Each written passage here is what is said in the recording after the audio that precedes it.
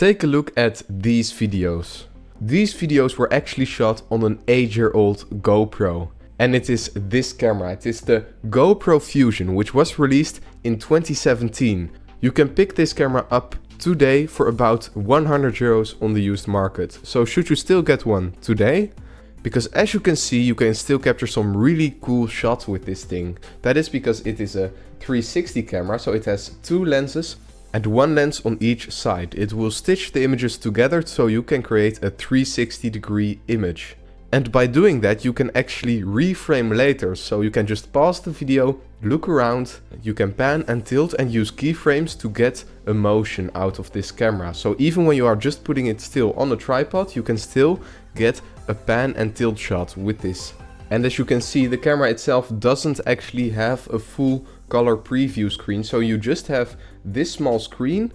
And on this small screen you can see the status and you can change some settings using the two buttons that this camera has. Also, when you are just using it handheld, you will get a weird stitch line around your hand, so it is definitely recommended to just use a simple selfie stick. So for resolutions it can shoot in 5.2K at 30 or 3K at 60 FPS.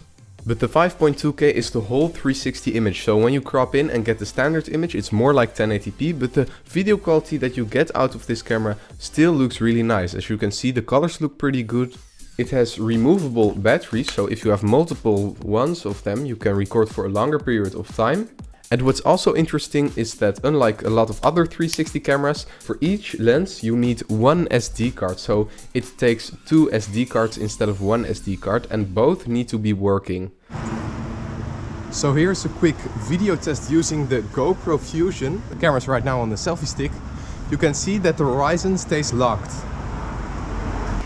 But you can also adjust the angle of the selfie stick so you don't see the selfie stick in the shot. And that looks like this. So as you can see right now, it kind of gives an invisible flying camera effect. And the footage that you can get out of this is really cool. But there is definitely one reason why you probably don't want to get this camera today. And that is because the workflow of this camera is just not that great anymore, sadly. So back then 360 footage was pretty new and it doesn't stitch the image in camera, but you need to do that on your phone or on your PC. The PC app is discontinued, but you can still find it on the GoPro website, you can download it.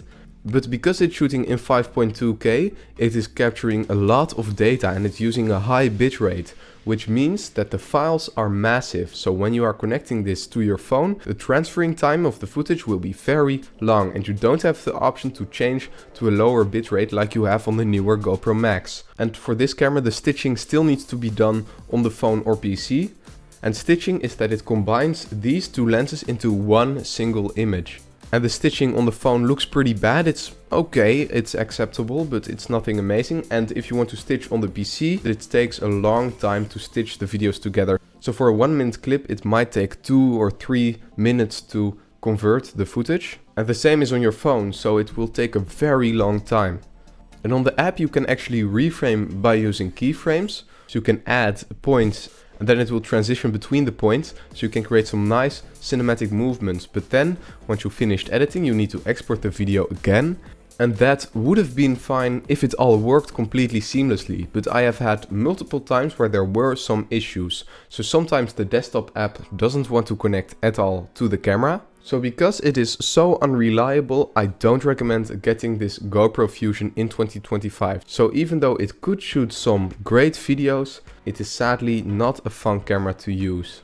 And there's also the newer version called the GoPro Max, and that one is a lot better. First of all, you have a single lens mode. So if you'd like to, you could shoot normal MP4 files with just a single lens and get a normal GoPro image. But then if you wanted to shoot 360 on this model, it would do the stitching in the camera itself. Whereas with the old GoPro Fusion, it first takes multiple minutes to stitch a 1-minute clip. But with the GoPro Max, you can immediately reframe. So that is a huge upgrade. It also has a small screen and it's about 75 euros more on the used market. And it saves a lot of time with editing. Because this old GoPro Fusion, I find it pretty annoying to use. What do you think of this camera? Let me know in the comments down below. And thank you so much for watching.